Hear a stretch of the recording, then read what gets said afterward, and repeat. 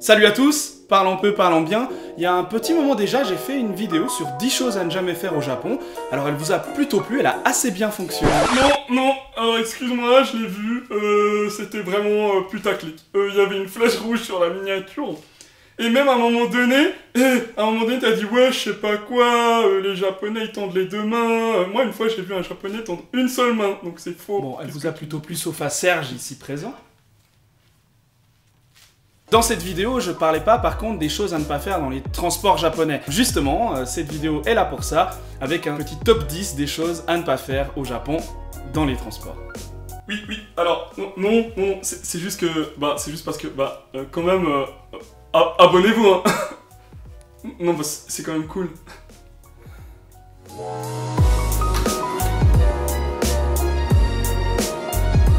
Alors sachez d'abord, première règle à ne pas enfreindre, qu'on ne parle pas dans les transports japonais, ou du moins on fait le moins de bruit possible. Vous allez souvent voir que les Japonais chuchotent entre eux dans les transports, en tout cas ils ne mettent pas de musique sur leur portable, ils ne rient pas à gorge déployée, ou alors très rarement, et pareil, ils vont pas se disputer, faire une scène dans les transports, à moins vraiment d'être ivres, parce qu'en fait ils veulent respecter leurs voisins. C'est vraiment une règle de respect au Japon d'autrui. Cette règle est valable dans les métros, valable dans les trains à grande vitesse, les Shinkansen, un petit peu moins valable dans les bus, et puis pareil dans les trains de campagne, dans les petits trains de campagne, parfois on entend des gens s'extasier devant le paysage. C'est normal, c'est un peu le but des trains de campagne au Japon, c'est de profiter du paysage aux alentours. Pour la suite de cette vidéo, je vous propose qu'on prenne l'exemple de Roger, que vous connaissez si vous avez vu la première vidéo sur les 10 choses à ne pas faire, célèbre Roger qui avait fait plein d'erreurs. Donc Roger retourne au Japon parce qu'il a quand même kiffé ça, il est décidé à plus faire d'erreurs cette fois-ci. Il doit rejoindre son hôtel en métro, il arrive dans la bouche de métro, il décide de faire ça bien, il se met bien à droite pour laisser passer les gens, et là...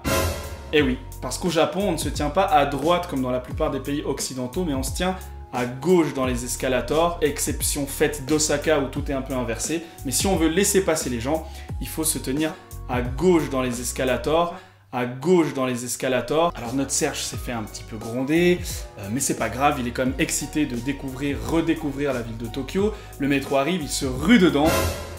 Et oui, bon là c'est une règle quand même assez connue au Japon. Avant d'entrer dans le métro, on fait la queue. Et quand je dis on fait la queue, c'est pas comme ici, hein. On fait vraiment la queue. C'est droit, c'est parallèle, c'est symétrique, c'est convexe.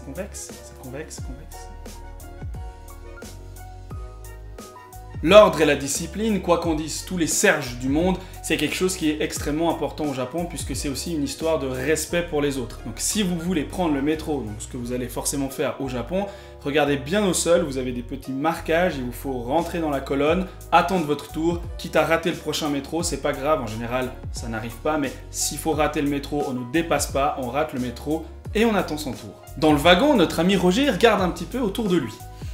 Et là c'est bizarre, il n'y a que des femmes, pas d'hommes. Et oui, Roger s'est trompé de wagon, il est entré dans un wagon réservé aux femmes.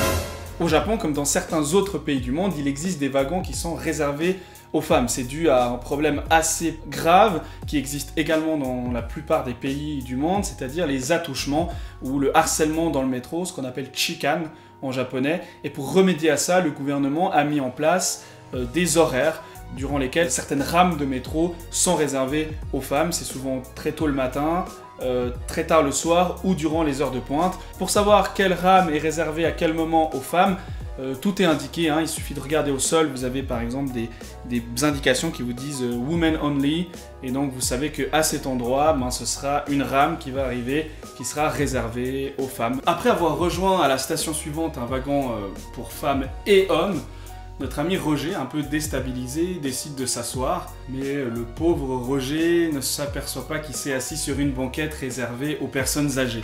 Il existe au Japon des sièges réservés aux personnes âgées, à mobilité réduite ou aux femmes enceintes, où vous ne devez surtout pas vous asseoir. Il faut vraiment éviter de s'asseoir sur ces sièges, c'est très mal poli, et d'ailleurs c'est même pas permis. En revanche, si vous êtes assis sur un siège normal, et que vous voyez une personne âgée à qui vous voulez laisser la place, faites-le discrètement. Il vaut mieux pas trop montrer aux personnes âgées qu'on leur laisse leur siège au Japon, ça peut être vu comme quelque chose d'assez malpoli dans la mesure où on peut avoir l'impression qu'on considère que la personne âgée est inférieure, alors qu'au Japon, le respect des anciens est extrêmement important. Il y a 2 erreurs que Roger ne fera pas, parce que il était présent dans ma première vidéo et qu'elles existaient déjà d'une certaine façon dans la vidéo sur les 10 choses à ne pas faire au Japon. Alors d'abord, on ne mange pas dans les métros au Japon. D'ailleurs, en théorie, on ne boit pas non plus. C'est encore une histoire de respect. En fait, on ne veut pas prendre le risque de salir le métro ou même de salir un voisin. En revanche, et ça c'est extrêmement intéressant, il est de coutume de manger dans les trains à grande vitesse, dans les Shinkansen, quand vous avez un long trajet. C'est d'ailleurs quelque chose que je vous conseille si vous allez au Japon et que vous devez faire un gros trajet dans un train à grande vitesse. Achetez-vous un bento. L'autre règle que Roger connaît bien, parce qu'il a déjà fait l'erreur dans la première vidéo, on ne se mouche pas dans les transports au Japon. Alors ça, c'est vraiment dégoûtant au Japon. Si c'est déjà pas très bien toléré à l'extérieur, peut-être dans un petit coin en cachette, dans les transports, c'est nine. Hein, vous n'allez jamais voir quelqu'un se moucher au Japon dans un transport. On entre ici dans 3 erreurs qui ne sont peut-être pas les plus graves, mais en tout cas parmi les moins connues, donc qui peuvent être également éventuellement discutées. Ah, discussion. Oui, alors non, parce que moi j'aime bien tout discuter. Non, parce que je suis un professionnel de la discussion. Oust. Je disais donc, erreur à ne pas faire numéro 3, évitez de porter un parfum trop puissant ou de mettre un déodorant trop odorant dans les transports. En fait, ça paraît un peu bizarre comme ça, mais la raison, c'est encore une fois le principe de respect nippon. C'est-à-dire que quand on va mettre un parfum trop fort, eh ben on peut importuner notre voisin avec des maux de tête ou simplement des odeurs qui ne lui conviennent pas. Allez, la numéro 2, elle concerne les taxis et on va jouer à un petit jeu. Vous allez vous mettre à la place de Roger. Avant de prendre le métro, petit flashback, depuis l'aéroport, il a dû prendre le taxi. Quelle est, dans les propositions suivantes, l'erreur à ne pas commettre dans les taxis? A. Roger a payé avec de la monnaie. B. Roger a ouvert la portière arrière du véhicule avant d'entrer dedans. C. Roger a levé la main pour appeler le taxi dans la rue. D. Roger a mis son bagage dans le coffre. E. Roger n'a pas donné de pourboire. F. Sacré Roger. Dites-moi en commentaire laquelle de ces options vous avez choisi. Et la bonne réponse était la B. Roger a ouvert la portière du véhicule avant d'entrer dans le véhicule. Alors déjà, sachez qu'on paye très souvent avec de la monnaie dans les taxis, donc c'est pas faux de payer avec de la monnaie. On ne donne pas de pourboire, d'ailleurs on donne des pourboires nulle part au Japon, c'est pas très bien vu. Par contre, on ne touche pas la portière arrière d'un taxi. En fait, elle va s'ouvrir automatiquement, ou alors, si elle s'ouvre pas automatiquement, c'est le conducteur qui sort du véhicule et qui l'ouvre avec ses gants blancs. Vous savez que les conducteurs de taxi ont toujours des gants blancs au Japon. Il va vous ouvrir la portière arrière. Toucher son véhicule, c'est non. Enfin, dernière petite règle dans les métros japonais, qui est en fait surtout l'occasion de parler d'un métier insolite qu'on trouve qu'au pays du soleil levant. Au Japon, dans les métros, on ne garde pas son sac à dos sur son dos. Contrairement aux pays occidentaux, en fait, au Japon, on va essayer de caser le maximum de personnes dans le train. Cette logique a donné naissance à un métier un peu particulier. Vous avez sûrement déjà entendu parler de ce métier, qui est le métier de pousseur de gens dans les métros. Alors c'est vraiment un métier attitré. Les gens sont payés par la compagnie pour ne faire que ça, pour pousser les gens dans le métro, pour leur permettre d'entrer dedans et essayer d'optimiser, comme dans des boîtes de conserve, l'espace. C'est assez codifié aussi. Ils ont des gants blancs, comme les conducteurs de taxi, donc par respect pour pas toucher directement les gens. Et en plus, ils ont aussi la consigne de ne pas toucher certaines parties du corps, ce qui est logique. Donc pour permettre à tout le monde d'attraper son train et pour éviter les accidents, comme les sacs coincés dans les portes ou les mains parfois, les membres du corps coincés dans les portes, ben vous trouvez ces pousseurs qui poussent vraiment parfaitement bien les gens, ils sont formés pour ça. Merci d'avoir regardé cette vidéo, j'espère qu'elle t'a plu. Si c'est le cas, n'hésite pas à t'abonner à la chaîne, à aller voir les autres vidéos. On est de plus en plus, ça fait plaisir de partager tout ça avec cette communauté qui grandit.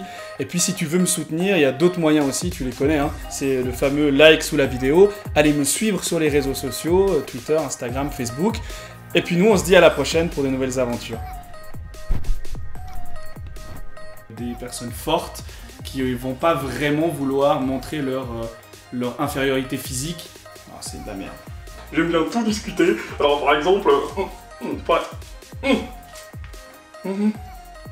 C'est un peu comme si vous vous leviez de votre siège, que vous alliez au milieu du transport et que vous faisiez vos besoins. C'est pas génial. Abonnez-vous, hein. Non, bah c'est quand même cool.